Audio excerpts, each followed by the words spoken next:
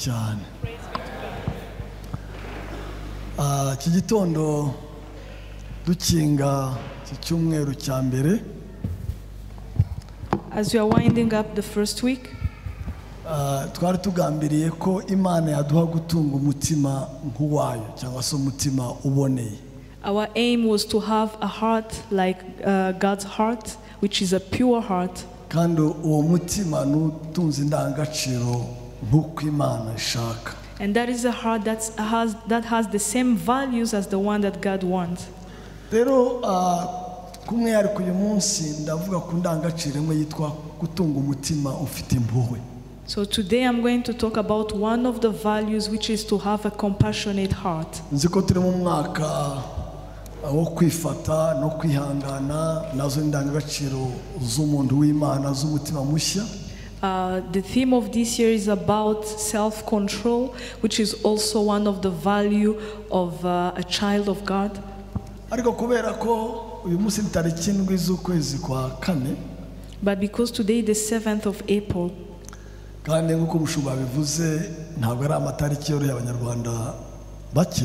And as the pastor said, it's not a date that is easy for many Rwandese. Ni uburyo rero twabonye naho kwibukiranya inshingano zacu ndetse n'icyo twakora. So it's an opportunity to remember our responsibilities and what we are supposed to do. Turacyari muri kwa gushaka guhinduka. We are still talking about transformation. Ariko tugahinduka dutunga umutima ukorwaho cyangwa se umutima ufite compassion cyangwa se umutima ufite impuhwe. And by being transformed, we should have a heart that is full of compassion. Kuko mu minsi Bibiliya ivuga ko mu minsi ya nyuma mu kizangirika imitima yacu izangirika cyane. Because the Bible says that in the last days the hearts of people will be corrupted. Tuzakunda impiya kuruta bagenzi bacu. We love money more than people. Tuzikunda kuruta uko twakunda Imana. We love ourselves more than we love God. Tuzaba insensible cyangwa se tuzaba abantu badakorwaho n'ibihe cyangwa se ntabwo bindeba igihe bagakwiye kuba bahetse umutwaro. Will be insensitive or being unconcerned about the burden of others. Umutima wa Yesu Kristo kimwe mu biwuranga nizo mpuhwe nuko gukorwaho niyo sensibilité niyo compassion. But one of the characteristics of the heart of Jesus is that sensitiveness or that compassion. Ibyabaye muri iki gihugu byakozwe na benshi. What happened in this country was done by many people. Bikorerwa benshi. And was done for many people. Twabikizwa benshi bagizwemo uruhare. And we can only heal if many take part. Ibintu byakozwe na benshi. When things have been done by many people bigakorerwa benshi and done to many people, bisaba ko benshi cyane, so it requires that many people babigiramo uruhare. Have a responsibility in that. Kumwihariko iri torero ryitwa isanamitima. And especially this church is called Restoration Church. Nta kaga mu buzima nko kwitwa izina utabayemo. It's really a pity to have a name and you don't live according to that name. Ningo bakwitwa ngo witwa Mugisha ariko bagutereje agasanga witwa Inyatsi, witwa Bukene, witwa Kumirana, ugasanga ese kuki bamubeshyeye bamwita izina mu by'ukuri atagaragaza itamuranga. It's like being called blessing, but when people look at you, they see dryness, poverty, and they will wonder why did they give this person a name that does not characterize the same person. Aya manywa icyifuzo cyanjye mu mwanya muto ya mbere ko tujya muri gahunda zindi nuko Imana yakugirira neza ukagira umutima w'inyama, umutima nk'uwa Kristo, umutima ukorwaho, umutima utunze impuhwe ndetse n'imbabazi. So this afternoon, my wish or my desire is that God be gracious to you so that you have a heart full of compassion, a heart that is sensitive like the heart of Jesus. Job 6 verse 14. Biravuga ngo urembye akareka kubaha isumba byose akwiriye kubabarirwa n'inshuti ye. A despairing man should have the devotion of his friends even though he forsakes the fear of the Almighty. Ndasubiramo urembye akareka kubaha isumba byose akwiriye kubabarirwa n'inshuti ye. A despairing man should have the devotion of his friends even though he forsakes the fear of the Almighty. Iki ntangaje mu cyanditswe hariya ni akareka kubaha isumba byose. What amazed me in this scripture is that the person forsakes to fear the Almighty. Ni ukuvuga ngo urebye tumuciriyeho urubanza ntabwo yakabaye umuntu yakageze ibyirimbo kuko yaretse kubaha Uwiteka. If we are to judge this person, we will not have any compassion to him because he has forsaken the fear of the Almighty. Kuko uwibagiwe kubaha Imana nta akwiriye gucibwaho urutwa akavuze ngo uriya ntabwo akwiriye kugirwa impuhwe kuko yataye kubaha Imana. Because the one who have forsaken the fear of the Almighty, we would say he would not deserve any compassion. He has to be left out. Ariko kubera ko arembye, but because he is in a very bad situation, nuko yataye kubaha Imana ararembye, even if he has forsaken the fear of the Almighty, but he is very sick, uko kuremba kwe gutumye wirengagiza ko yataye kubaha Imana, ahubwo umutima w'impuhwe ugasa naho utabibona ukamugira imbabazi cyangwa ukamugira compassion nubwo yataye kubaha Imana. So even if the person is sick, but because he's in such a terrible state, you kind of overlook that and you have compassion for him even if he didn't deserve it. Nimba Imana yadusaba kugira impuhwe kuba taye kubaha Imana, how much more tutakagira impuhwe noneho kuba renganye cyangwa se kuba ntubeza cyangwa ku bantu b'Imana. If God requires you to have compassion for someone who has forsaken the fear of the Lord, how much more should you have compassion for someone who is persecuted or is treated unjustly? Ubabaye wese n'uburenganzira bwe ni n'ihame kuri twebwe kumugira impuhwe. It's a must for us to have compassion for someone who is in trouble or in a difficult times. And because of the pain of that person, we should not judge before we come to help. Ese umuntu ari igisambo akaza guhungiraho bamuciye ukuboko uca ukundi cyangwa uramuhobera cyangwa se ubigenza ute umuntu w'igisambo aguhungiyeho bamuciye akaboko akaza yirukanka ese umugenza ute? How do you treat him? If a thief come to you seeking refuge and the arm has been cut, are you going to cut the other arm or are you going to treat him with compassion? Imbabazi na n'impuhwe ni ikintu Imana idutegeka kuruta cyane urubanza cyangwa se ukuri tubona.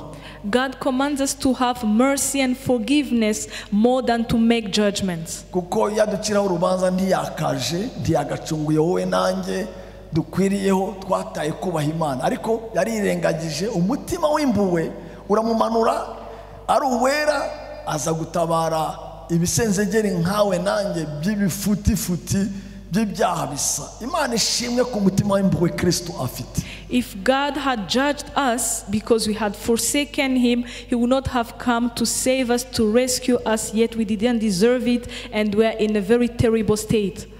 Cyane cyaka bivuga ngo uwica amatwi ngo atumva gutaka k'umukene nawe azataka kandi ntazumvwa.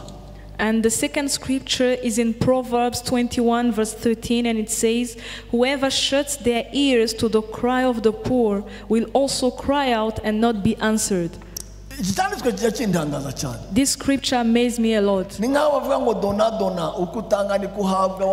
like the same way you give, you're going to receive. And the Bible says, God will shut his ears also for everyone who shut their ears to the one who cried to them.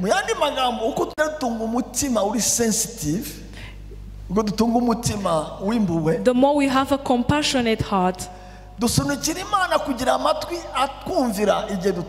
we are pushing God to listen to us when we cry. bwiza bwo kumvwa mu ijuru, the best way to be heard in heaven ni ugutega amatwi abadutakira baremerewe, is to listen to those who are crying to us when they are heavy burdened. cyangwa se uburyo bwiza bwo guhaba impuhwe n'imbabazi z'ijuru, And the best way to have mercy and forgiveness from heaven ni uko tugira impuhwe n'imbabazi kuba hafi. is to show mercy and forgiveness to those who surround us. Biroroha cyane guca urubanza uti uriya abugize iki kubera yakoze iki n'ubundi aragikwiriye. It's very easy to judge and say this person deserves this because they have done this. Biroroshye cyane kwirengagija no gufunga amatwi ku muntu ugukeneyeho ubufasha. It's very easy to shut your ears or to ignore someone who needs help from you. Biroroshye cyane guca iruhande iyo umuntu ubabaye ariho arataka ukamuca iruhande ukareba indi ruhande ugasa naho utabireba. Biroroshye cyane. It's very easy to pass by someone who is suffering and you act like you didn't see the person. Biroroshye cyane kudatega amatwi ngo wumve ibikuvunavuna ari nta na mpamvu wayo wajya kuvunwa n'imitwaro y'abandi kandi ufite yawe itakoroheye. It's very easy to not want to listen to people who have problems because you say you also have problems that are heavy for you. Ariko ijambo ry'Imana ariko kuri kutuyobora riravuga ngo uzafunga amatwi, uzafunga umutima, uzadadira amarangamutima ye kugira ngo adatabara cyangwa se adatanga ubufasha, amenye neza yuko umunsi nawe yatatse amatwi y'Imana izaba arimo beto bayadadiye. Rero ndumva ari ibintu bitoroshye cyane byo kumva. So the word of God, which is the truth that guides us, says that whoever shuts their ears to the cry of the poor, they will also cry out and they will not be answered. Mika 6:8. Micah 6 verse 8. Bibiliya ivuga ngo yemwe mwana w'umuntu we yakweretse icyiza icyo ari cyo. Iyo Uwiteka gushakaho ni iki? Number 1, gukora ibyo gukiranuka. Number 2, gukunda kubabarira. Number 3, kugendana n'Imana yawe ugize gute uciye bugufi. He has shown you, O mortal, what is good, and what does the Lord require of you? To act justly and to love mercy and to work humbly with your God. When you read the previous chapters in Micah, uzampa amatungo ninjye uyafite, uzambese yagenda yerekana ese mwana w'umuntu wakora iki kugira ngo ushimishe, agenda avuga ibyo wakora ariko bitagera ku nyota y'Imana. It talks about the different things that you can do but that are not going to satisfy the thirst of God. Ageze ku gice cya 6 kibanziriza ikirango, chapter 6, atanga icyegeranyo gisa nka resume de resume. He did like a summary of summaries. Ni ngombwa ngo wenda ushakisha icyo Imana itegereje mu mpina magufi mu ncamake niki wakora kugira ngo Imana wa mugani ikorweho cyangwa se uyitunganire. He say you are looking at what you can do to be just before God. Imana iravuga dore nabigereranyije mbishyira 3 gusa ntabwo ari byinshi, ende 3 ntabwo ari byinshi cyane. And God said I'm going to give you only 3 things. It's not a lot. Aya magambo kuri 3 nuyakora rwose uzaba wujuje wa mugani abakora ikizamini cyo gutikinga cyo kugira yo ujya vuga ngo kanaka ngo ikiriya kizamini nacyujuje. Myari magambo natanze ibisubizo byuzuye byengeranye n'ikizamini cyose. So if you do these 3 things you will have a perfect score for the exam. Icyambere ni iki? And the first one is this: gukora ibyo gukiranuka, to act justly, gukora kwirinda akarengane, to not fall to doing injustice, gukora ibiboneye, to act justly, to be just, kutagira ibipimo bibiri bitandukanye mu bubiko bwawe, to not have 2 different measures, kuba right na just, to be right and just. icyo ni igikora. If you do that, the second thing is the one I'm going to emphasize. Gukunda mufashe gikurikira gukunda iki? To love mercy. Mumbe andi magambo asimbura. Gukunda kubabarira muyavuge mu yandi magambo Kinyarwanda synonym. gukunda kugira imbabazi irindi jambo andi to magambo be forgiving. Another word, kutavuga neza simple to have compassion. icya mbere The gukora first one, ibiboneye to act justly. icya kabiri The second, kugira impuhwe to love mercy, to show compassion. icya gatatu And the third thing, kugendera imbere y'Imana to walk with your God uciye bugufi. in a humble way. Yani magambo ibintu bitatu bikoze In other words, if you do these three things, wabwira Imana uti ikizamini cyawe muzehe nacyujuje ngeneye 100% ndetse nutareba neza 110% kuko you can tell God, nakimeshe you can tell God, I want a perfect score. kuko cy'Imana isaba uwo mwana w'umuntu si ikindi Because what God requires the Son of Man is this, gukora ibiboneye is to act justly, kugira impuhwe to show compassion, kugira umutima ukorwaho to have a sensitive heart, kutarengana uciye imbere y'abantu baremerewe to not pass by people who are heavy burdened. nubwo udafite icyo utanga umutima w'impuhwe ntujye ubura icyo itanga Even when you don't have anything to give, when you have compassion, you will find something to give. ndetse umutima w'impuhwe ukora ibitangaza byo gushobozwa mu buryo budasanzwe And the compassionate heart can do miracles. igihe cyose nabonye Imana inkoresha ibitangaza byo gukiza abarwayi kansa n'abantu bavanye mu bitaro basezereye n'igihe nabonye umuntu urwaye gutya numva umutima ugize cyangwa pufu Imana ikambwira ntureba ko uyu muntu bamuvanye Faisal bamusezereye ariko uwo mutima wumvishe wawe wakozweho because of that act I will act maze kubona abantu banazuka pe kuzuka neza ariko yo icyambwiraga ko iri bukore ibitangaza ni uburyo yabaga yabikoze muri njyewe ni uburyo numvaga nta kwihanganira ko uyu muntu apfa ni uburyo numvaga umutima ugiye kumeneka I have seen many miracles, and all those miracles, whether it's people who are healed of cancer, whether it's people who were raised from the dead, it was because first I had compassion in the heart.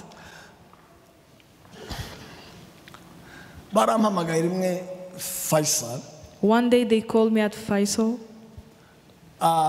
Indege iri Kanombe igomba gutwara umwe muri bene data agomba kujya Nairobi hanyuma barampamagara ngo nze musengere.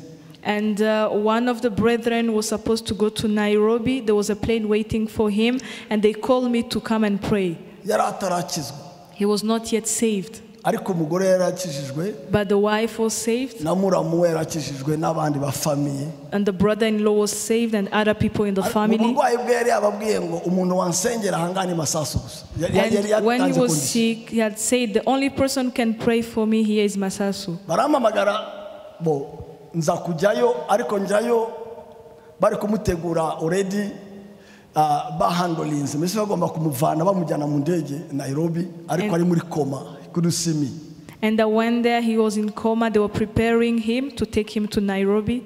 Ndagenda ngeze kuri Faisal. When I go to Faisal, kanagiye muri corridor gutya, when I got into the corridor, numva umutima wimbuwe since wese umuntu burya hari ibintu umuntu ashobora gucapa. Numva umutima wanjye uravuze ngo Mana, kubera ko uyu muntu atakuzi nta naho yajya arimbutse ntapfuye gusa arimbutse kubera kwizera kw'aba bantu bampamagaje harimo n'abandi batizeye mu buryo bumwe ariko bizeye igitangaza. Just have compassion. Numva marira manutsemo numva nagiye naramugezeho gusa ndavuga ngo mpindukira madamu arabwira ngo humura uramugarura.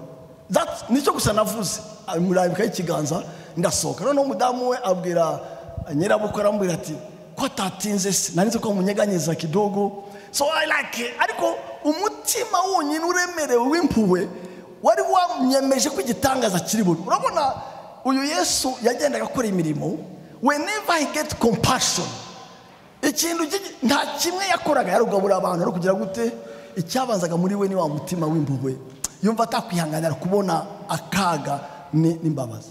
When I get to the corridor, I pray to God.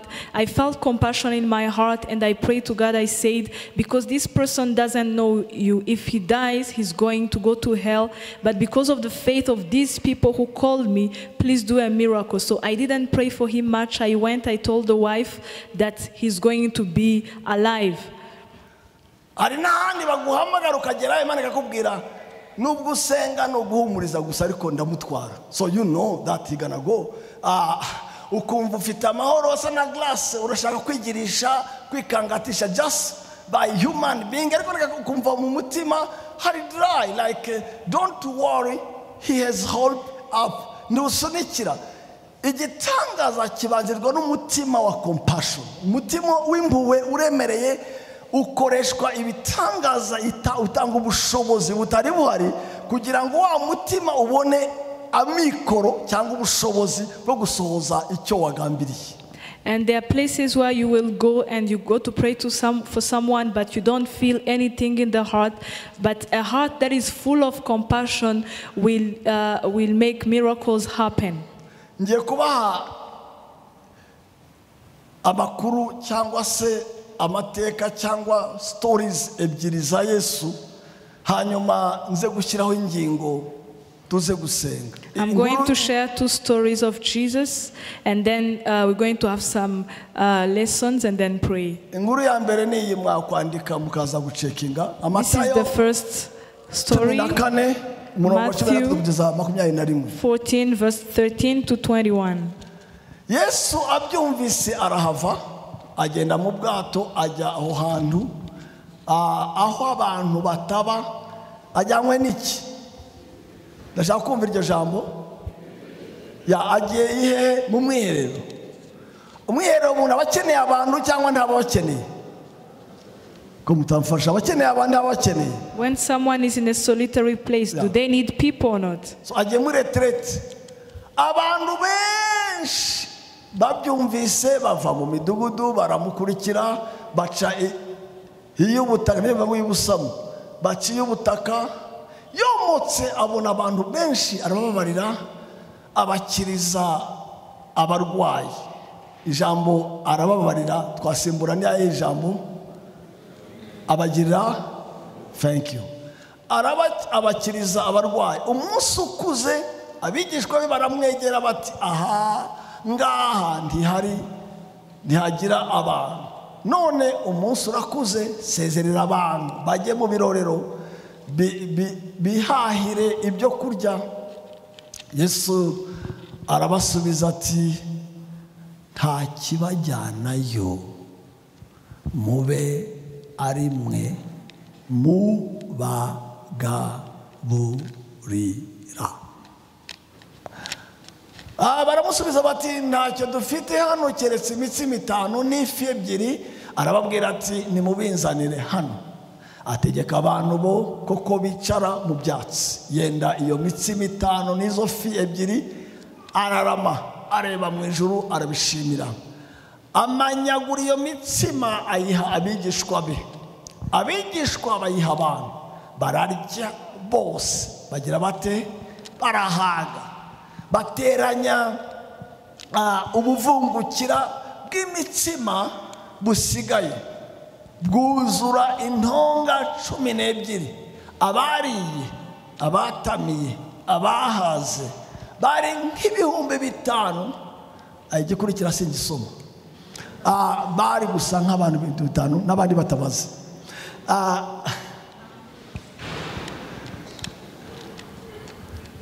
Umugani wa kabiri nze kusobanura rimwe. The second story, Luke 10 30 to 37. Luka igice cya 10 umurongo wa 37. Luke chapter 10 verse 30 to 37. Yesu arabasubiza ati hariho umuntu wavaga i Yerusalemu amanuka ajya hehe i Yeriko, agwa mu gico cy'abambuzi. Of course abambuzi nta kindi bakora, baramwambura baramukubita barigendera bamusiga asigaje hato apfa. Nuko umutambyi uvuga ngo umutambyi amanuka muri iyo nzira, amubonye arakikira arigendera. N'umulewi ahageze nawe abigenza atyo, amubonye nawe agira ate kutavuga icyo yakoze, arakikira. Igikurikira harigenda ntabwo akikira gusa anakwepa abantu, anakwepa anatrase. ariko umusamariya wari mu rugendo nawe amugeraho amubonye ntiyakikira ngo yigendere, amugirira iki? Sindabyumva, sindabisobanukirwa, ntiburabivuga uko bikwiriye, ntiburabishimangira, ntimurabirangurura. Amugira impuhwe, aramwegera, amupfuka inguma, amwomoza amavuta ya elayo na vino, amushyira ku ndogobe ye, amujyana mu icumbi ry'abashyitsi, aramurwaza. Bukeye bwaho yenda idenariyo ebyiri aziha nyir'icumbi ati, umurwaze kandi ibyo uzatanga byose birenze ku byo ngusigiye nzabikwishyura ngarutse. Noneho utekereza ute? Muri abo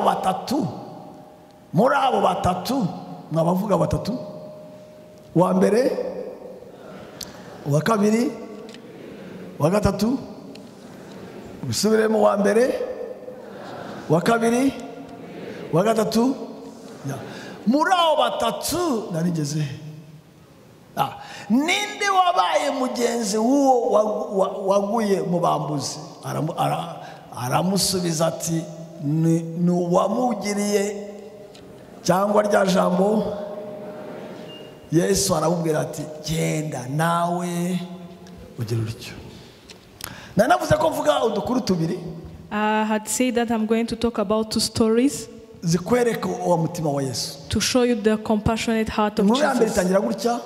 The first story, Yesu ava mu bantu, Jesus left where people were, agenda agiye mu mwiherero, and he went for a retreat. Ndetse mu cyanditswe kiri imbere Bibiri ivuga ngo abwira abigishwa be, tugende aho mwaruhuka cyangwa se tugende kure y'abantu kugira ngo tubone ko twabona agahenge cyangwa umwanya wo kuruhuka. He told his disciples, let's go far from where people are so that we can rest. Gahunda y'ibanze ntabwo ari kujya gusengera abantu, gahunda y'ibanze yari kujya mu mwiherero. The first program was not to pray for people but to go for a retreat. Ariko hamwe n'umwiherero yari yagambiriye kujyamo, baramuvangira. With the retreat that he had purpose to do, people came. Yagiye ahunga abantu. He wanted to be away from people so that he has time for himself. But even if he wanted to go away from people, they didn't leave him. They came to him and there were many. He had a choice. He could have said, didn't I tell you that I'm going for a retreat? Why are you coming now? I told you I'm going for a retreat. I've been praying for you for days, healing your sick. And now that I'm going for a retreat, you are following me. But his compassionate heart could not allow that. And when he saw those many people, he had compassion. He forgot his retreat. He changed his plans. And he started healing the sick. And he healed all the people who were sick. If he went up to the evening, he found out it was already 5 p.m. And they came to him in the desert. And the disciples said, Lord, release these people so that they can go, so that they don't faint because of hunger, because there is no food here around. And he replied, there is no reason to let them go. In other words, my heart could not allow them to faint on their way, because there is something that I can do. My compassionate heart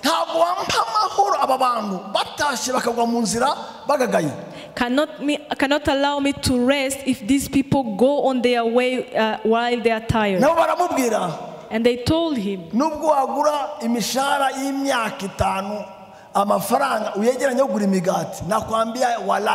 ntabwo aba bantu wabagaburira nushaka ubivemo ubyemere ko utabahahira. Even if you take a salary of 5 years, you cannot feed these people. Ariko aravuga mufite iki? But he said, what do you have? Bazana imigati 5 And they brought 5 loaves of bread n'udufi 2 and 2 fish ku bantu 5,000 for 5,000 people. babandi bandi batabazwe. And we are not counting the others. Sinavuze abatabazwe abaribo. I Navuze ko didn't gusa say who. imigati 5 5 loaves of bread n'udufi 2 and 2 fish. igitangaza ntikivuye ahandi. And the miracle didn't come from anywhere else. umutima we w'impuhwe Because of his heart full of wo kureba compassion, inzara yabo looking at their hunger, atakwihanganira ko bagagara mu nzira, and he couldn't allow them to faint on their way, ukoze igitangaza. a miracle happened. Utamitse abantu 5,000 And 5,000 people were fed, plus and even more, n'ababandi bandi. even the others. Icyo ni ikigaragaza imbaraga z'impuhwe y'umutima. That shows the power of compassion. Ntabwo umuntu yabura icyo atanga nubwo watega abantu amatwi, igitangaza kiraza y'umutima ufite impuhwe. You cannot lack what to give. Even if you just listen to people, a miracle will happen because you are compassionate. 94 nkandagera muri iki gihugu, In 1994, when I came to this country, nateze amatwi umukobwa amasaha 8. I listened to a young girl for 8 hours. Ariko ikibazo yari afite ntabwo nari ngifitiye umuti, gusa ibyo yavugaga byari bankomerekeje cyane, nari mfite compassion. I didn't have any solution for her problems, but I had a compassion because of her story. Genocide yabaye afite 24. When the genocide happened, she was 22. Yari afite fiancé bategura ubukwe. She had a fiancé, they were preparing the wedding. Yari isugi. She was a virgin. N'umu fiancé wabizi ko ari isugi And y'ibiki. even her fiancé knew that. Hanyuma genocide iraba. And the genocide happened. Atakaza abiwabo bose. She lost all her family members. Akeka ko na fiancé we yapfuye. And she even thought that her fiancé was also dead. And the whole family. Igitangaje nuko bombi gusa nibo bari basigaye. But what is a miracle is that only the 2 were left. Akaga rero naka. And this is the trouble. Bagomba gusubukura gahunda y'ubukwe. They had to resume their wedding plans. Umukobwa we yari yatwise inda yabishe iwabo. And the young girl was pregnant of the man who killed her family. Kandi ni benshi ntazi nimba akiri na muzima, niko yambwiraga ati nubu sinajya kureba muganga ngo bampime kuko I can't, nibura basi kutamenya bizandinda. And she was read by many people, and she didn't know even the number. She didn't want to go even to the hospital because she was afraid she might find she's sick. Arahindukira arandeba gutya. And she looked at me, Namarira ava mu crying, arambaza. and she asked me, Niko se pastori, Pastor, mubwire ibyambayeho. should I tell him what happened to me? Ninda y'amezi hafi 2 mfite. And I'm pregnant, I have a 2-month pregnancy. Nimubwira If I tell him, ndaba ntakaje umuntu umwe nsigaranye ku isi. I'm going to lose the only person I had left on this earth. Ninamubwira nanone If I don't tell him, nzaba mpemutse. I will have betrayed Kandi him. narakijijwe And I'm saved amezi 3 mbere ko genocide. 3 months before the genocide. Kuba mfite Yesu sinayivanamo nubwo yaba ari interahamwe version specialisée. Because I have Jesus, I cannot do abortion even if it's an interahamwe who made me Number pregnant. 2, And the second thing, nanone uriya musore ntazi ukomeze. this young man doesn't know my Kumwibuza nanone condition. n'ugupfa kabiri. And to let him go, so he's dying twice. Akandeba. And she will look at me. Mubwire Should I tell him cyangwa se mubwire. or should I keep quiet? Nanjye nkamureba. And I will look at her. Nkumva impuhwe. I felt compassion. Nkabura icyo nasubiza. And I didn't know what to answer. Akandeba. She would look at me. Nkamureba. And I will look at her. Nkamureba. I will look at her. Akandeba. She will look at me. Akarira kidogo. And she would cry. Nanjye nkarira kidogo. And I would cry also. Tutangira saa 2 ijoro kugeza saa 12 mu gitondo. Started from 8 p.m. up to 6 a.m. in the morning. tugeze nk'amasaha 11 gutyo Around 5, ndasenga umutima wanjye I Mana prayed in my heart. I said, Lord, ko numva akababaro k'uyu mukobwa ko numva I mbyumva ariko feel the nanone pain of this ko lady, nta bwenge nta nama nta strategy namuha ko bindenze but I don't have any advice to give to her. niwantabara ukabona akababaro kanjye basi ukadeburiya ukagira icyo ukora Please help me and see my pain and do something. ngisenga imbere As I was n'akababaro praying kenshi cyane inside with a lot of numva pain, atangiye guseka I started to laugh. araseka cyane She started to laugh. arahaguruka twatwite kora arahaguruka She stood up. atajya kuvuga mu ndimi She started speaking in tongues. arabyina She started dancing. araririmba She started singing. ndavuga buriya trauma And I say this is trauma. ndavuga buriya trauma yagezemo ndani Now she's traumatized. hanyuma arampindukira arambwira ngo And she looked at me and said, nzamubwira ukuri kose ikiba kibe I will tell him the truth, whatever happens. noneho uko ndeba igitangaza nkibaza what happened. And I was wondering what happened. Compassion y'umutima wanjye The compassion in my heart, imana yayigiriye impuhwe mu ijuru God was compassionate also in isubisha heaven, ibitangaza and He answered with miracles. si ikibazo cy'ibyo utunze wafashisha abantu It's not about the possessions you have to help people, it's about the heart. si ikibazo cy'amafaranga menshi watanga It's n'amazu not wakubaka about the money that you can give or the houses you can build. si ikibazo cy'uburyoza n'ibindi wakora just the heart. Not about what you can do, but it's just the heart. umugani wa kabiri And the second story, Yesu yagaragaje ko kuba umunyamwuka si titre kuba umunyamwuka nyawe kuba umunyamwuka nyawe being a true spiritual person si nyito is not about a title. wenda kugira ngo wumve uyu mugani ugomba kuba warasomye igitabo cy'abalewi ugasoma igitabo cyo kuva ugasoma igitabo cyo kubara kugira ngo wumve iki kintu na Yohana. For you to understand this parable, you must have read Exodus, Leviticus, and Numbers. iyo bavuga ngo umutambyi When they talk about the priest, basobanura umuntu wegera Imana, someone who gets closer to God, basobanura umuntu ubonana n'Imana ujya mu ahera hahera, someone who enters into the most holy place. umutoya yinjira ahera noneho uwahambaye we yahinjira ahera hahera. The smaller one goes to the holy place, but the other one goes to the most mu mvugo holy ya none place. ni bishop In today's terms, he will be a bishop cyangwa se amatitiri yose muzi revera or any other title you can know.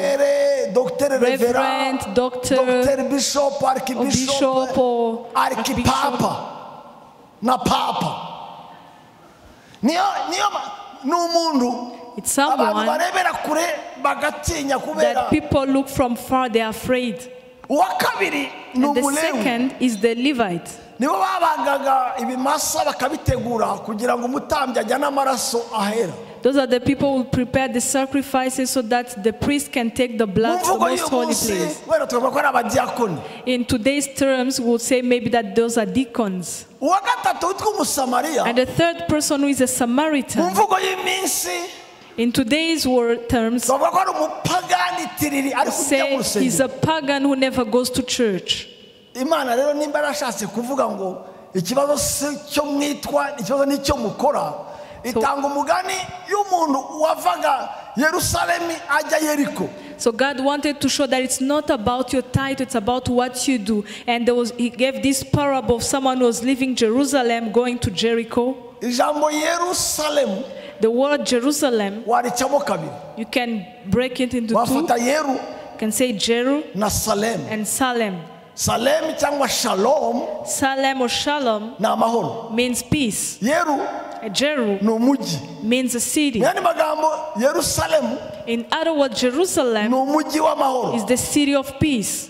Uvuye mu mujyi w'amahoro You are leaving the city of peace urajya Yeriko. and you're going to Jericho. Yeriko ni umujyi wari uvumwe. And Jericho was a city that was cursed. Murabizi amakuru. You know the stories. Yoshua amaze gukubita Yeriko hasi After Joshua broke down Jericho, yaravumye aravuga gutya ngo he said uzubaka Yeriko kandi whoever will build Jericho again, azashyiraho imfatizo ashyingura imfura ye When he put on the foundation, he's going to bury his najya gukinga older son. apfushe umuhererezi we. And when he put on the gates, he's going to Kandi aya lose magambo his yarasohoye. young son. And it Uyu mugabo happened. wavaga i Yerusalemu So this person was leaving Jerusalem, ava mu mujyi w'amahoro leaving the city of peace, yerekeza mu mujyi w'umuvumo. and going to a city that was cursed. Twamuvugaho, We can talk about twamuciraho urubanza. it. We can judge this Ese person. ubundi kajagahe Where was he going in the first place? Where was he going? Ariko abantu batatu bamuciyeho. There are 3 people who passed by. Igitangaza ntibabanje n'umusamariya, And the miracle is that it's not the Samaritan who came first. babanje na bishop, The bishop is the one who came first. wa munyamwuka top The one who is spiritual on the top. araza He came, amugeraho he arrived where he was, arakikira and just passed around, arigendera. and he continued his way. Uwo ni bishop. That was the bishop. Haza umudiyakoni wemewe And a n'amategeko, deacon came. araza He came. amugezeho When he get close to him, he just passed around and he went. haza umupagani And then a pagan came, verisiyo urya ingurube, the one who eats pork. kafre niko twavuga mu mvugo, kafre Say he's a kafir, asiye na dini, the one who doesn't have any religion. He doesn't belong to any religion. kafiri. Kafir. Amugezeho When he got closer, ntiyakikira, he didn't pass by. ntiyigendera, He didn't continue his way. amugira impuhwe.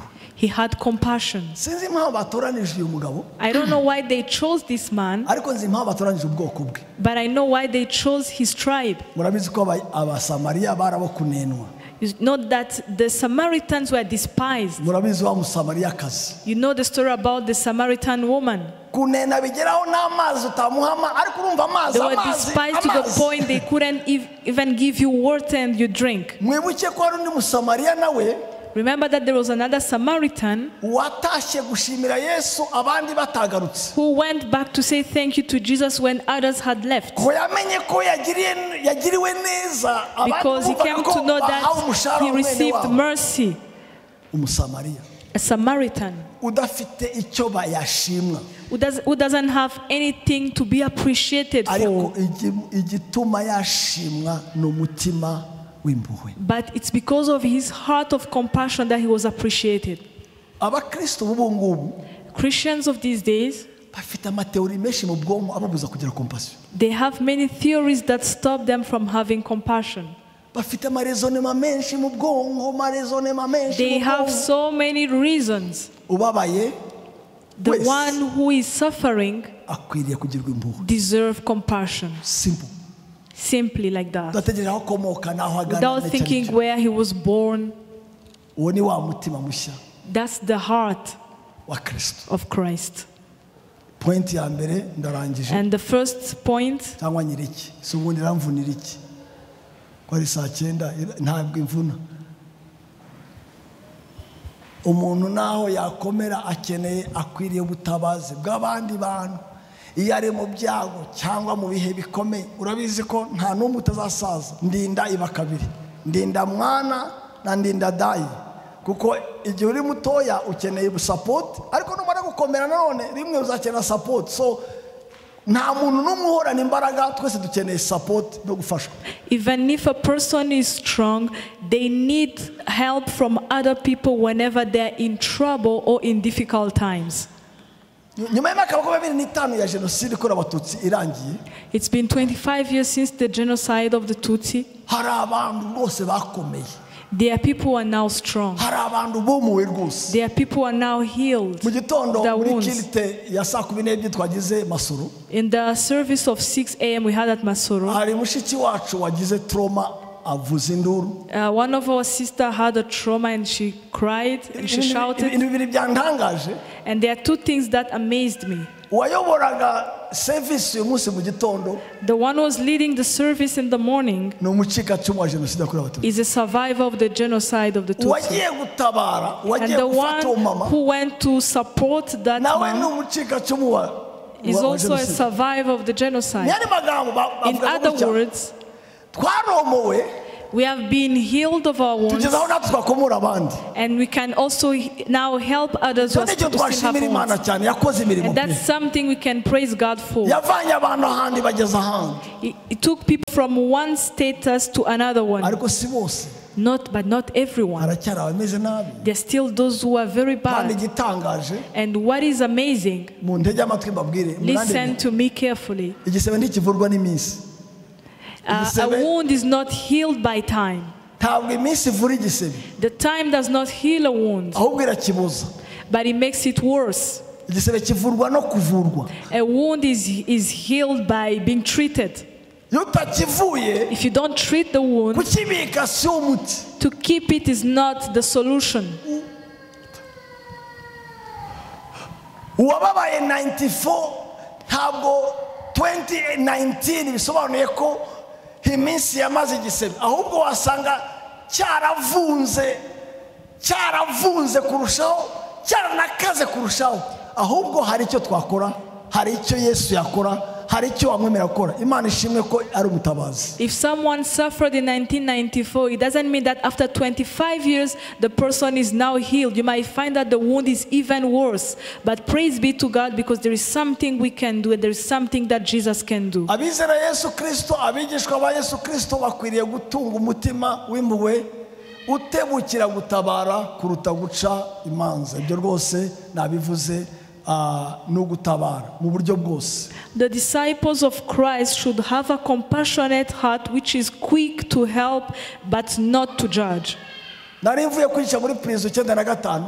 In 1995, I was coming from teaching in prison, Umuntu afata hano and kugashukisha. someone held me on the shirt Arambwira sha, and said, ushaka interamwe zijya mu ijuru sha "You tutaragera. want that the inherit will go to heaven? Uzongere wihe kujya kwigisha muri prison, tuzagucutwo tuguru twawe." If you go back to teach in prison, we are going to cut your legs." Ubabaye wese Anyone who is in trouble or in difficult times deserve mercy, nubwo yaba yarataye kubaha Imana. even if that person has forsaken Wese. the fear of the Lord. Anyone. Uwababaye we arenganyijwe, wakwiriye mpuwe double. And the one who suffered and was treated unjustly, he deserved mercy twice. Akanyuma naka, iyo And this is the mutima last one. ugambiriye kugaragaza impuhwe aho zikenewe, hakoreka igitangaza cy'ubushobozi budasanzwe buva mu ijuru. When a heart is committed to show compassion where it's needed, a miracle happens from heaven. Reka twubike imitwe yacu dufatane amaboko. Let's bow our heads and hold our hands and pray. Mana y'agakiza kacu, ubuhungiro bwacu, God of our salvation, sinzi yacu, kunesha kwacu, our victory, ihumure ryacu no gutsinda kwacu. our comfort, our Reka victory. usukire buri wese ahangaha umutima w'impuhwe, Pour a heart of compassion to everyone here unamushoboze gutanga imbabazi no gutanga and impuhwe. help them to show compassion and Urakoze forgiveness. kumutsindishiriza. Thank you because you have Igihugu cyacu cyibuke, remember our country, toro ryacu ryibuke, remember our church, abaremere ubibuke, remember those who are heavy burdened, abakeneye ihumure ubasure, those who need comfort, visit them, kuko nta wundi wahumuriza nkawe. because no one else can comfort like you. Urakoze kubikora mwami, Thank you because you are doing it mu izina rya Yesu Kristo in the Nazareti. name of Jesus Christ of Nazareth. Amen, Amen. amen, amen.